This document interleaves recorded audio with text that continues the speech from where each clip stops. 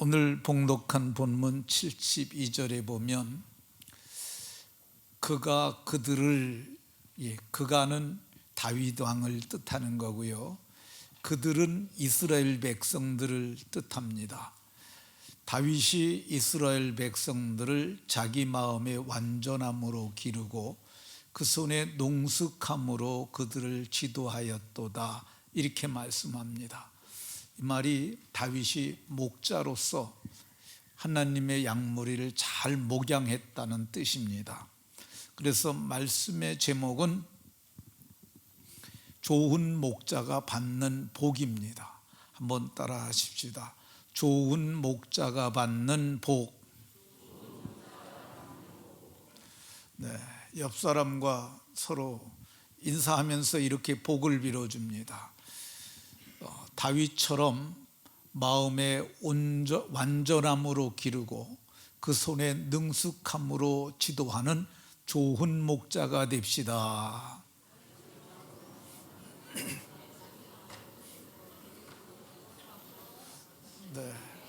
보고하세요. 보고. 한 번 더 하겠습니다. 성경 말씀이니까 옆 사람과 서로 이렇게 보면서 다윗처럼 마음의 완전함으로 기르고 손의 능숙함으로 지도하는 좋은 목자가 됩시다.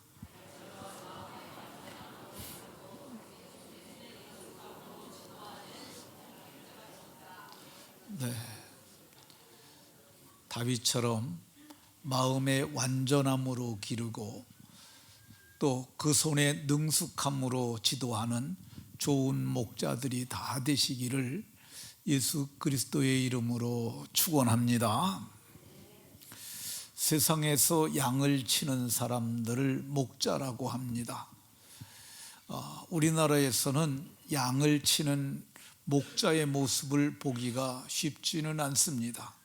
그렇지만 이 고대 근동 지방, 지금도 그곳에는 양을 치는, 그림 좀 띄우세요. 목가적 풍경을 우리가 많이 볼 수 있습니다. 이 성경에는 하나님의 양무리를 치는 사람들도 목자라고 말을 합니다. 베드로 사도께서 너희 중에 있는 하나님의 양무리를 치되 하나님의 양무리를 치라고 그랬어요. 이 하나님의 양무리를 치는 사람들을 목자라고 하고, 예수님을 베드로 사도는 목자장, 목자의 장이 되신다고 이렇게 말씀합니다. 목자 중에는 나쁜 목자도 있고 좋은 목자도 있는데, 에스겔 선지자는 나쁜 목자들에게 이렇게 말을 합니다. 자기만 먹는 이스라엘 목자들은 화가 있을진저, 이렇게 말씀합니다. 여기에서 얘기하는 자기만 먹는 이스라엘의 목자들은 정치 지도자들도 목자라고 말했고요, 이 종교 지도자들도 목자라고 얘기했어요. 그러니까 자기만 먹는, 자기 입속만 채리는 사람들에게 화가 있을 것이라고 말씀하셨어요. 에스겔 선지자는 나쁜 목자를 책망하기를 너희는 살찐 양을 잡아 그 기름을 먹으며 그 털을 입되 양떼는 먹이지 아니했다고 책망하는 것 볼 수 있습니다. 에스겔 선지자는 나쁜 목자의 죄를 낱낱이 지적하는데, 그 연약한 자를 강하게 하지 아니한 죄, 병든 자를 고치지 아니한 죄, 상한 자를 싸매주지 아니한 죄, 쫓기는 자를 돌아오게 하지 아니한 죄, 잃어버린 자를 찾지 아니하고 포악으로 그들을 다스린 것을 죄라고 얘기를 하고, 그렇게 목자의 돌봄을 받지 못한 이스라엘 무리들이 흩어지고 흩어져서 모든 들짐승의 밥이 되고 말았다고 이렇게 탄식하는 것을 볼 수가 있습니다.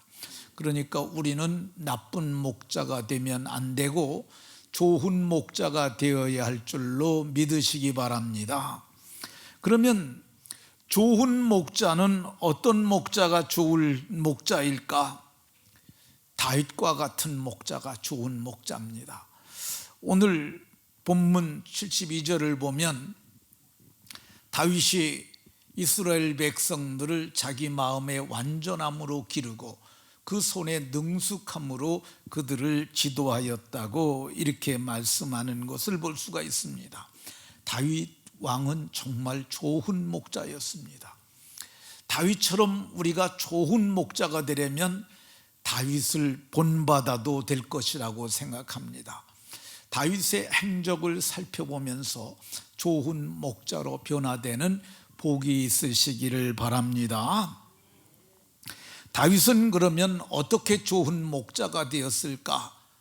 다윗은 택함을 받았기 때문에 좋은 목자가 됐습니다.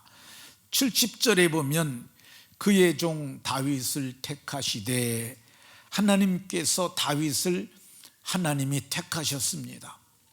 그러면 다윗만 택하셨겠습니까? 아닙니다. 저도 택하셨고 여러분들도 택하셨습니다. 바울 사도께서는 에베소서 1장에서 말씀하시기를 창세 전에, 창세는 세상이 열리는 것을 창세라고 얘기를 해요. 그러니까 세상이 시작되기도 전에 그리스도 안에서 우리를 택하셨다고 말씀하고 있는 것 볼 수가 있습니다. 양무리를 목양하는 목자들은 다 택함 받은 사람들인 줄로 믿으시기 바랍니다. 그러면 하나님께서는 다윗을 어디서 택하셨냐? 양의 우리에서 취하시며, 이렇게 말씀하고 있어요. 양의 우리는 양들이 이제 먹이 활동을 하고 그리고 돌아와서 머무는 곳이 양의 우리입니다. 거기서 잠자고 거기서 배설도 하죠. 그러니까 다윗을 양의 우리에서 택하셨다는 말은, 양의 우리에서 취하셨다는 말은 짐승양, 양똥을 치는 그 자리에서 있었던 다윗을 하나님이 취하셨다고 말씀하는 겁니다. 다윗을 전양 지키는 중에서 이끌어내셨다고 말씀합니다. 전양은 젖을 짜는 양들을 전양이라고 그러죠. 그 양을 지키는 그들 중에서 하나님께서 그를 이끌어내셔서 그에게 이스라엘의 목자를 삼으셨습니다. 다윗만 그렇게 하셨느냐? 아닙니다. 아모스는 뽕나무 밭에서 일하는 자였는데 그를 택하셔서 그렇게 하셨고, 베드로는 물고기 잡는 자였는데 그를 취하셔서 사람을 낚는 어부가 되게 하셨습니다. 저는 이 시골에서 농사 짓는 농부였습니다. 근데 제가 농부였다고 그러면은 잘 믿지 않는 분들이 계신데, 저 진짜 농부였습니다. 아마추어 농부 아니고요, 프로 농사꾼이었어요. 왜 프로 농사꾼이었느냐면 어려서부터 자랐으니까. 어려서부터 시골에서 자란 사람들은 반농사꾼이에요. 근데 제가 일찍이부터 농사일을 배웠어요. 소를 가지고, 쟁기를 가지고 이 밭 갈고 논 갈고 썰애질 하는 걸, 그걸 배웠어요. 그러니까 저는 근대화 이전의 농부이기도 하고, 그러면서 저는 이 농사용 장비를 배웠어요. 경운기 가지고 논도 잘 갈고요, 밭도 잘 갈고요, 그리고 이게 썰애질도 그 경운기에다 로타리를 장착해 가지고 논을 썰이는 일도 잘 합니다. 이 옛날에는, 요즘은 컴바인이다 하지만은 옛날에는 이 개방형 발동기라고 그래 갖고 그거 가지고 탈곡도 하고 그랬어요. 근데 그 탈곡을 할 때 보면은 그 탈곡이 좀 일찍 끝나는 사람들이 가마니에다가 벼를 가득 담아요. 그렇게 되면은 한 130근 정도 나갑니다. 그러면은 이제 하루 종일 일했지만 이거 들 수 있는 사람 들어보라 그러면 제가 그거를 갖다가 딱 양쪽 마굴치를 잡고 단번에 들어서 어깨에다 메었었습니다. 옛날에는 꽤 힘이 셌었는데 요즘은 기력이 쇠해가지고 40km도 잘 못 듭니다. 근데 하나님께서 농사 짓는 중에서 저를 택하셨습니다. 여러분들도 각양 일하는 현장에 계셨는데 하나님이 그를 택하셨고 그를 여러분들로 하여금 하나님의 양무리를 돌아보는 일을 하게 하셨습니다. 다윗은 그러면 어떻게 좋은 목자가 됐을까? 양무리를 맡았기 때문에 그렇습니다. 하나님이 그의 백성인 야곱을 맡기셨다고 말씀하고 있어요. 이 이스라엘 백성들은 아브라함의 자손입니다. 아브라함은 이삭을 낳고 이삭은 야곱을 낳고 야곱은 유다와 12형제를 낳고 이렇게 성경이 기록하고 있는데, 근데 성경이 보게 되면 본문에서는 이 시편을 기록한 시편 기자는 아브라함의 백성, 아브라함의 자손 이렇게 표현하지 않고 야곱이라고 표현을 해요. 왜 그러냐면 야곱이 이스라엘이 됐기 때문에 그렇습니다.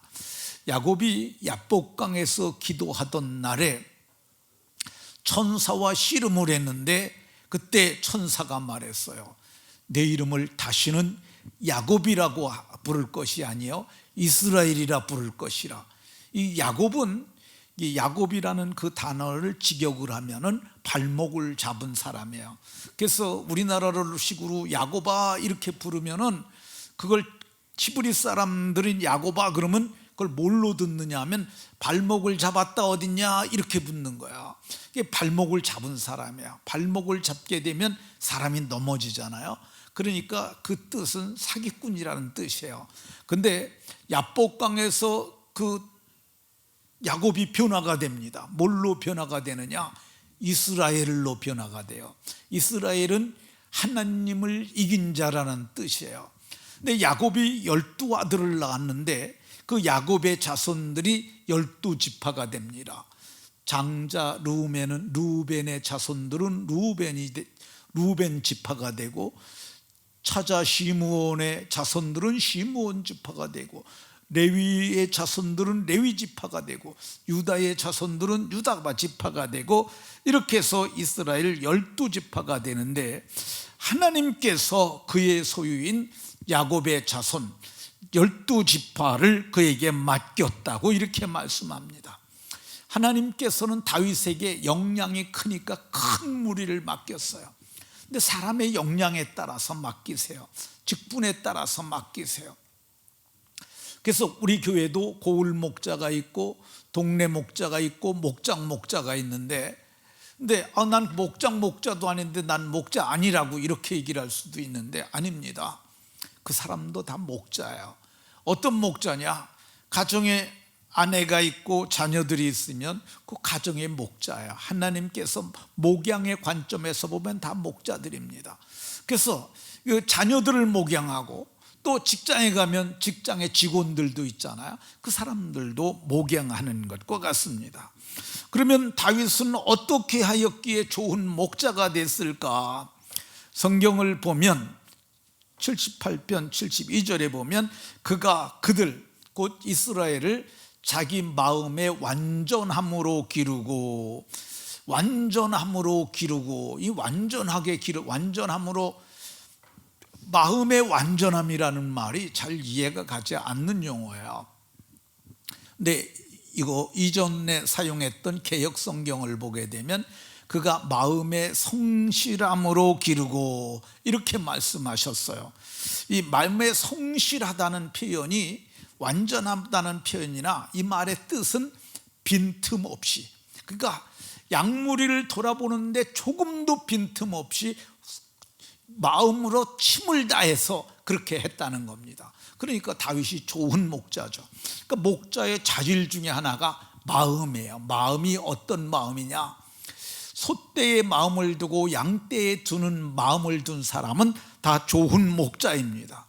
두 번째, 다윗이 좋은 목자가 된 것은 자기 손의 능숙함으로 지도하였더라 이렇게 얘기를 합니다. 손의 능숙함, 능숙이라는 말은 한 가지를 계속 반복하다가 보면 익숙해진 상태가 그게 능숙이에요. 이 능숙해진 사람, 능숙해서 아주 정말 인간으로서 경주에 이른 사람들을 요즘 달인이라고 표현을 합니다. 이 달인이라고 사전에 치면은 뭐가 나오냐면 저런 이미지가 나옵니다. 생활의 달인, 그런 거 우리 봤잖아요. 근데 여기에 보니까 이 내용이 뭐냐니까 저기에 나온 내용들은 그 오목의 달인이에요. 그 오목이 뭐냐면 바둑판에다 직선이나 사선으로 자기 색깔, 백색이든 흑색이든 자기 색깔로 5개를 먼저 놓는 사람이 이기는 건데, 저 사람은 오목을 또 잘 두는 오목의 달인으로 나오는 것을 볼 수가 있습니다. 근데 다윗이 그 손에 능숙함으로 지도하였다, 이렇게 얘기를 하는 말은 그가 가히 달인의 경지에 이르렀다는 말입니다. 다른 건 몰라도 양치는 것만은 다윗을 당할 자가 없었어요. 그래서 젖도 잘 짜고, 특히 젖이 남게 되면 유방암 걸린다고, 유방염이 걸린다고 그러더라고요. 근데 그 젖도 잘 짜고, 또 병든 것을 일찍이 조기 발견을 해서 조기 치료도 하고, 그래서 그 개역 성경에서는 이것을 그 손의 공교함으로, 이 공교함이라는 표현이 아주 섬세한 부분까지 잘 그리고 만드는 걸, 그걸 공교함이라고 그러는데, 다윗이 양무리를 치는데 그 손의 공교함으로 그렇게 했다고 얘기를 하는 것 볼 수가 있습니다. 우리가 마음으로 정성껏 완전함으로 하게 되고, 그 손에 그렇게 하다 보면 손이 능숙해질 수밖에 없어요. 모두가 달인의 경지에 일어나서 양무리를 잘 목양하는 성도들이 다 되시기를 예수 그리스도의 이름으로 축원합니다. 자, 그러면 마음의 완전함, 손의 능숙함으로 양무리를 목양한 다윗에게 하나님께서 어떤 복을 주셨느냐? 성경을 보면 하나님이 다윗과 함께 계셨어요. 사무엘상 18장 12절에 보면 다윗과 함께 계심으로, 여호와께서 사울을 떠나 다윗과 함께 계심으로 하나님이 함께 계셨어요. 18장 14절에도 다윗이 그 모든 일을 지혜롭게 행했는데 여호와께서 다윗과 함께 계셨다고 말합니다. 사무엘하 5장 10절에도 만군의 여호와께서 함께 계시니, 만군의 하나님 여호와께서 다윗과 함께 계셨다고 이렇게 말씀합니다. 그러면 하나님께서 다윗과 함께 한 이유가 뭐겠어요? 그것은 다윗이 하나님을 사랑했기 때문에 그렇습니다. 하나님을 사랑했는데 얼마나 사랑했냐? 다윗은 정말 마음을 다하고 뜻을 다하고 힘을 다하여서 하나님을 사랑했어요. 하나님 사랑하는 게 어떻게 하는 거냐? 요한 사도는 하나님을 사랑하는 것은 이것이니 우리가 그의 계명을 지키는 것이라, 그의 계명을 지키는 거예요. 그러니까 다윗은 살아있는 동안 말씀, 곧 그의 계명만 따라서 신실하게 행했던 것을 볼 수가 있습니다. 그러니까 하나님이 함께 계신 거야. 하나님께서 다윗과 함께 하신 이유가 뭐냐? 하나님 마음에 맞는 사람이니까 하나님께서 함께 계셨어요. 사도행전 13장에 보면 하나님께서 말씀하시길, 내가 이새의 아들 다윗을 만나니 내 마음에 딱 맞는 사람이라, 내 뜻을 다 이루게 하겠다고 하나님께서 그를 기름을 부어서 그를 이스라엘의 목자로 세웠던 것을 볼 수가 있습니다. 우리도 여러분들도 그렇잖아요. 마음에 맞는 사람하고 함께 있는 게 좋으세요? 마음에 안 맞는 사람하고 함께 있는 게 좋습니까? 뭔 말인지 잘 모르세요? 다시 얘기할게요. 마음에 맞는 사람하고 함께 있는 게 나는 좋다, 또 아니면 나는 마음에 안 맞는 사람도 함께 있어도 좋다, 어떤 게 더 좋습니까? 마음에 맞는 사람과 함께 있는 게 좋잖아요. 그러니까 하나님도 다윗이 마음에 맞으니까 함께 계신 거예요. 그러니까 여러분 모두가 하나님 마음에 맞는 사람이 되시면 하나님이 함께 하시게 됩니다. 모두가 하나님이 함께 하시는 복이 있으시기를 예수 그리스도의 이름으로 축원합니다. 마음의 완전함과 손의 능숙함으로 이스라엘을 지도하였더니 하나님께서 다윗에게 어떤 복을 주셨냐? 다윗이 그의 모든 일을 지혜롭게 행하도록 복 주셨어요. 그러니까 무슨 일이든지 지혜롭게 그가 행한 거야. 그러니까 그가 복이 된 거죠. 원종수 권사라는 분이 있습니다. 근데 이분이 북한에서 이렇게 내려오다 아버지는 돌아가셨고 자기 어머니하고 이렇게 가난하게 살았어요. 아주 가난하게 살았는데 그분이 어느 날 하나님께서 그의 지각을 열어줘 가지고, 얘기하면 길어서 자른 겁니다. 결론을 얘기를 하면 그가 책을 보면 책이 입력이 되는 은혜를 받았어요. 쭉 보면 그게 머릿속에 다 들어와 버리는 거예요. 그래서 서울대학을 들어갑니다. 근데 그가 병이 들었어요. 그래서 하나님 앞에 금식 기도를 했는데, 금식으로 기도한 이유가 뭐냐면 빨리 죽고 싶어서. 그래서 기도를 했는데 자기가 이러다 죽는구나 하고 아무것도 안 먹고 기도를 했는데, 사흘째 되는 날 위로부터 은혜가 임하는데 하나님께서 여기까지 딱 뭐가 내려오더래요. 그러더니 너 이제 새 것이 되었다고. 여기까지 새 것이 되었다고. 또 한 번 이렇게 내려가면서 여기까지 새 것이 됐다고. 그리고 쭉 빠져나갔는데, 그러고 나서 이 폐염으로 인해서 아주 폐가 숭숭 뚫렸었는데 그게 자국만 남고 깨끗이 났다고 그럽니다. 그리고 하나님이 물으셨대요. 내가 네게 무엇을 줄꼬? 그래서 제일 처음에 생각난 게 너무 가난하니까 돈을 생각했다는 거죠. 돈을 얘기를 하려고, 돈 아니야.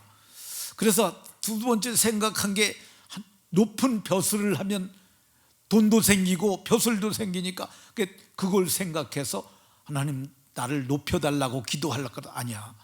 그러다가 생각난 게 솔로몬이 생각났대요. 하나님, 솔로몬에게 지혜롭고 총명한 마음을 주셨던 것처럼 내게도 지혜롭고 총명한 마음을 주옵소서.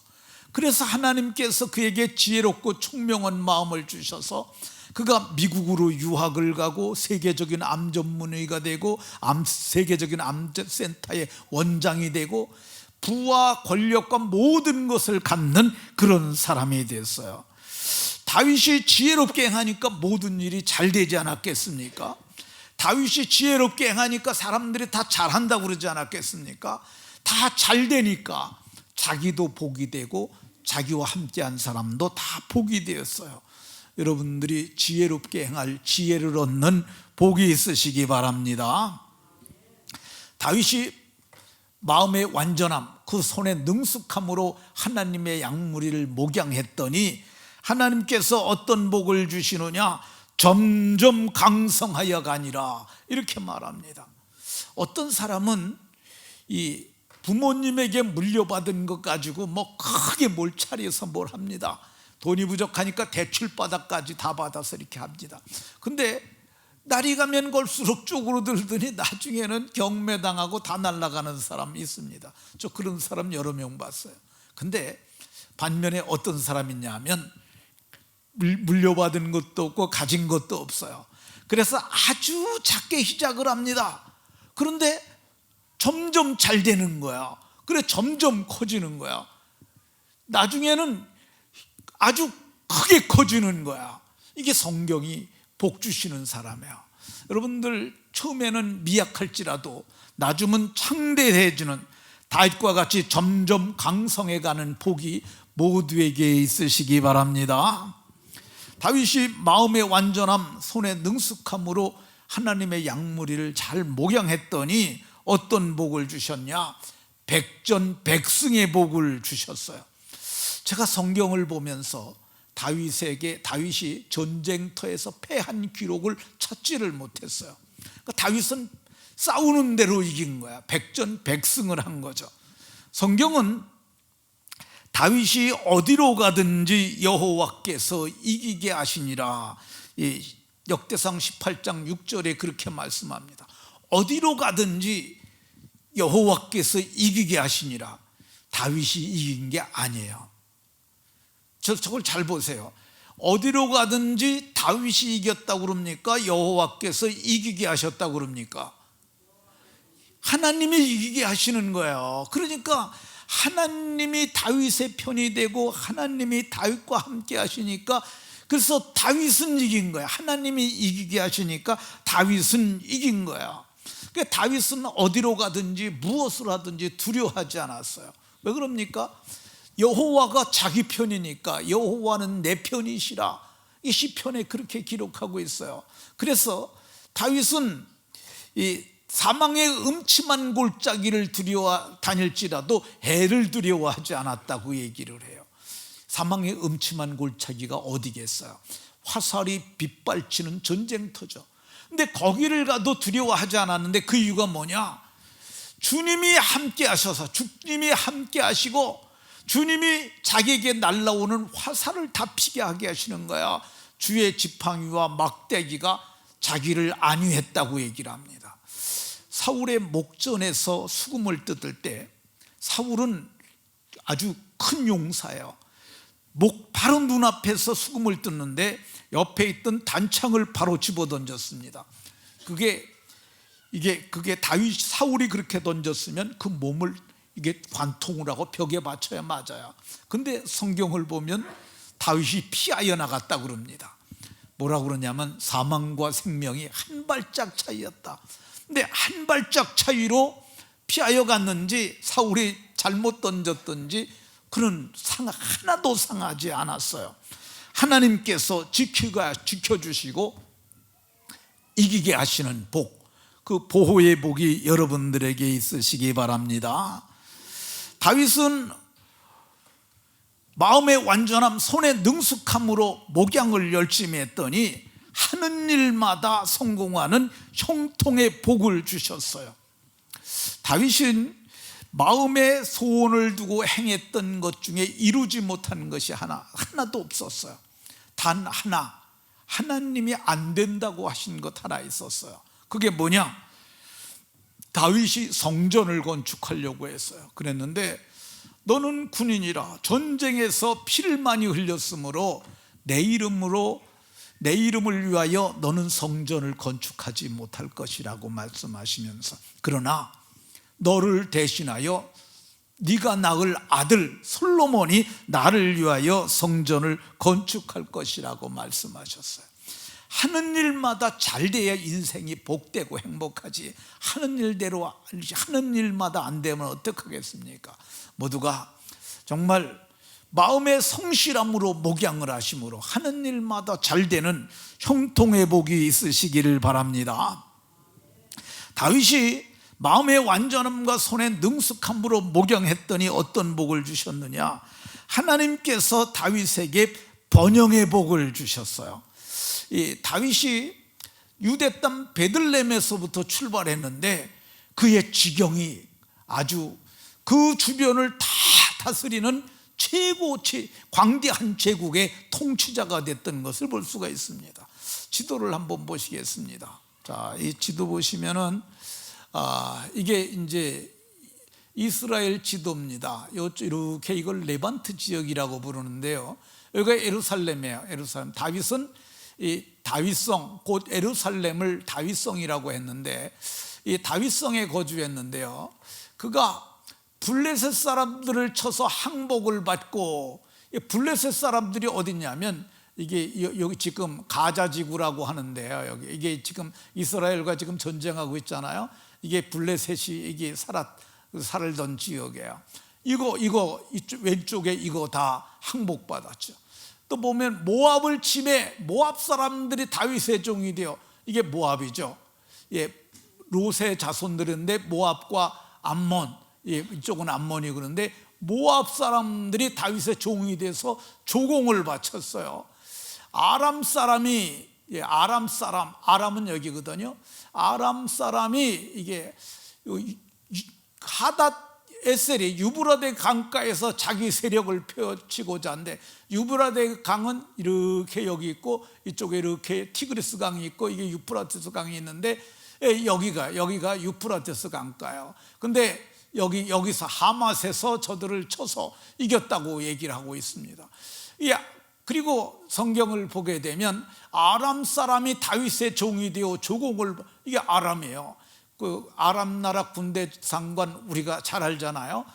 근데 이 아람의 수도가 다메섹이에요. 여기까지 다 다윗의 땅이 됐고요. 성경을 보면 에돔, 여기가 에돔인데 여기 에돔, 모압, 여기 모압, 그리고 암몬, 여기 암몬, 그리고 아말렉은 여기에요. 이쪽이 아몰렉인데 여긴 저기 더 알로 있는데 아말렉. 그리고 블레셋 사람들까지 이방 민족에게서 빼앗아온 은금을 하나님께 드렸다고 이렇게 얘기를 하고 있습니다. 그리고 그 후에도 수라의 아들 아비새까지. 그래서 이 다윗이 하나님께서 이스라엘 백성들 12지파에게 준 땅이 여기인데, 이 주변들 것까지 모두가 항복을 받고 종을 바치는 그러한 아주 최고 광대한 제국을 이끄는 그런 시대를 이끌었던 것을 볼 수가 있습니다. 이스라엘 시대의 최고의 전성기를 구가했는데 그 비결이 뭐냐? 하나님의 양무리를 목양을 잘했더니 하나님께서 그에게 번영의 복을 주셨던 것을 볼 수 있습니다. 그뿐만이 아니에요. 역대상에서 보면은 이스라엘의 역사를 기록한 기록자들이 다윗을 이렇게 평가했습니다. 그가 나이 많아 늙도록 부하고 존귀를 누리다가 죽음에, 어렸을 적에, 젊었을 적에는 좀 가난하게 살아도 괜찮습니다. 나이 드셔가지고 너무 어려우면 좀 그렇습니다. 근데 다윗은 나이가 많아 늙도록 부하고 얼마만큼 부자였느냐 하면은 자기가 사위의 금 오빌의 금 3,000달란트를 여호와의 성전을 위하여 드렸다고 이렇게 얘기를 하고 있습니다. 금 3,000달란트라고 그러는데 3,000달란트면 한 달란트가 34kg예요. 1kg가 지금 한 8천만 원 정도 갑니다. 34kg면 한 27, 8억 되나요? 거진 30억 되는 건데 한 달란트가. 근데 3,000달란트를 하나님께 드렸어요. 성전 건축만을 위해서. 근데 이게 얼마만큼 큰 거냐면요, 이 남왕조의 히스기야 시대에 금 30달란트인가, 이게 30달란트를 바치라고 이 아수르 왕이 쳐들어와서 요구를 해요. 근데 그게 없어가지고 이 성전 벽에 붙여놓은 그걸 긁어갖고 드렸다고 성경이 그렇게 말을 해요. 근데 다윗은 개인 사유의 금만 하더라도 그거의 100배 정도 되는 어마어마한 금을 드렸던 것을 볼 수가 있습니다. 뿐만 아니라 그가 존귀했다고 말하고 있어요. 여러분들이 늙도록 부하고 존귀한 복이 있으시기 바랍니다. 후세의 기자들은 뭐라고 다윗을 기록했느냐? 이 사도행전 16장에 보게 되면 다윗은 당시에 하나님의 뜻을 따라 섬기다가 잠들어, 그러니까 다윗 시대에 쓴 게 아니에요. 이거는 다윗은 주전 1010년에 왕이 돼갖고 970년까지 왕을 한 거야. 근데 그 뒤에 1000년이 지나가지고 사도행전과 누가복음을 기록한 누가가 뭐라고 그러냐? 성령에 감동돼서 기록하기를 다윗은 당시에 하나님의 뜻을 따라 섬기다가 잠들었다고 이렇게 기록하고 있는 걸 볼 수 있습니다. 그러니까 다윗이 얼마나 훌륭합니까? 저도 제가 죽었을 때 묘비에 저렇게 써줬으면 좋겠어요. 한 목사는 하나님의 뜻을 따라 섬기다가 이곳에 잠들다. 제가 써달라고 그러면 써주겠죠, 그죠? 그 목사 아버지가 유언을 하는데 아들이나 그 교회 장로님들이 안 써주겠어요. 근데 그게 아니고 당대에 쓴 게 아니라 1000년이 지났는데 1000년 뒤에 후세 사람들이 평가를 다윗은 하나님의 뜻을 따라 섬기다가 잠든 사람이라고 이렇게 평가를 합니다. 얼마나 훌륭한 이 기록입니까? 뿐만 아니에요. 성경을 보게 되면 다윗은 메시아의 계보에 들어갑니다. 이 아브라함을 우리가 믿음의 조상이라고 그러잖아요. 아브라함과 다윗의 자손, 그러니까 아브라함과 같은 반열에 그의 이름이 올라 있는 것을 볼 수가 있습니다. 오늘도 우리가 믿음으로 잘 살게 되면 그 믿음의 계보대로 기록된 책이 생명책이에요. 그 책에 제 이름도 여러분의 이름도 기록될 줄로 믿으시기 바랍니다. 그러면 우리가 다윗 왕처럼 그렇게 하나님을 기쁘시게 하고 복받는 인생이 되려면 어떻게 해야 되느냐? 하나님이 기뻐하시는 일을 해야 되는데 그 일이 뭐냐? 죄인을 의인 만드는 일이에요. 죄인은 어디 가야 돼요? 지옥에 가야 되잖아요. 근데 의인은 어디 가요? 천국 가잖아요. 가치 전환을 시키는 거예요. 지옥의 쓰레기 더미에 가서 불탈 인생을 갖다가 죄사함을 받게 해서 영광에 들어가게 하는 거야. 이 일이 얼마나 귀합니까? 오늘 우리가 그 일을 하면은 하나님께서 기뻐서 복 주실 줄로 믿으시기 바랍니다. 누가복음 15장에 보면은요, 예수님께서 한 비유를 들어서 말씀하셨어요. 어떤 사람이 양 100마리가 있는데 양을 치다가 데리고 오다가 보니까 한 마리가 없어요.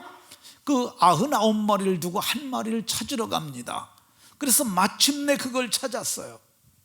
그러니까 마침내 그걸 찾으니까 이런 양을 어떻게 합니까? 어깨에다 메고 왔다고 이렇게 말합니다. 그리고 말하길 나 이런 양 찾았다고 이웃들과 함께 즐거워했다고 말합니다. 예수님이 말씀하시기를 이와 같이 죄인 한 사람이 회개하면 하늘에서 회개할 것 없는 의인 99명을 인하여 기뻐하는 것보다 더하다고 얘기를 합니다. 그러니까 우리가 죄인을 의인을 만드는 거 어떻게 하는 거냐? 찾아가서 복음을 전하는 거예요.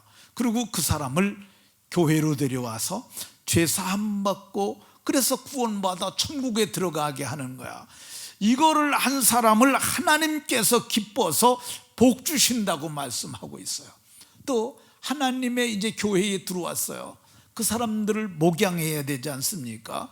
베드로 사도가 너희 중에 있는 하나님의 양무리를 치되 부득이함으로나 억지로 하지 말고 자원하는 좋은 마음으로 하고 양무리의 본이 되라.